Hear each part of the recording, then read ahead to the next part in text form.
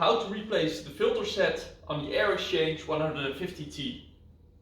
We will perform the replacement on the white model, but it is the same for the other colors as well. We start by deactivating the system and taking out the power cord from the rear.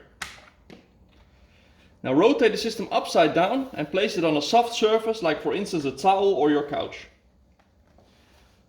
Open the bottom hatch by turning it counterclockwise to gain access to the filter combination.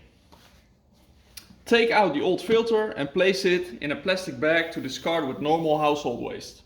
Here you can see the sensor housing, and we advise to blow some compressed air from the outside to clean it. Place the new filter combination in the system and make sure it is fully centered. Now place the bottom hatch and rotate it clockwise until you hear a click. Now turn the system back, insert the power cord and activate the system. To complete the reset, hold the reset button for 3 seconds until you hear a beep, and then the replacement is fully complete. So that's it for this video. We hope that it was helpful.